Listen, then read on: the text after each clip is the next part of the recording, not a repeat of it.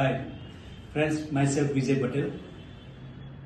આણંદ ડિસ્ટ્રિક્ટમાંથી આવું છું, ચરોતરથી. અમદાવાદ આમ તો અમારા માટે નવું કહેવાય.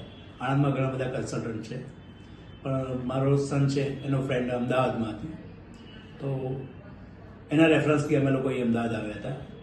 મારા સનને બેચલર માટે યુએસ માટે એક વખત બે વખત એપ્લાય થયા. યુએસના 2 રિજેક્શન હતા. પછી કેનેડા માટે 2 રિફ્યુઝલ હતા. તો થોડું ડિસઅપોઇન્ટ હતા અમે લોકો. પણ મારા સનના ફ્રેન્ડનું રેકમેન્ડેશન હતું કે અહીંયા એક વખત વિઝિટ કરો. અમે લોકો વિઝિટમાં અહીંયા આવ્યા, મેડમને મળ્યા, એટમોસ્ફિયર જોયું, સો ફ્રેન્ડલી હતું, ડિસ્કશન કર્યું.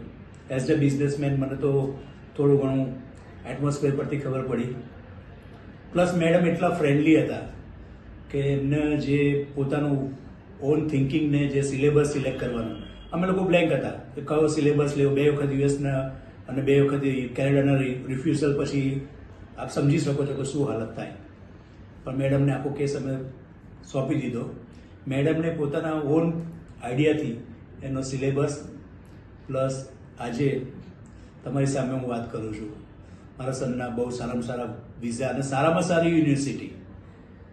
કે કેનેડાના વિઝા લેવા એટલા ઇમ્પોર્ટન્ટ નથી, ઘણા બધા કન્સલ્ટન્સીથી વિઝા મળી જાય છે, પણ એના કેરિયરને ઓરિએન્ટેડ કે સારી યુનિવર્સિટી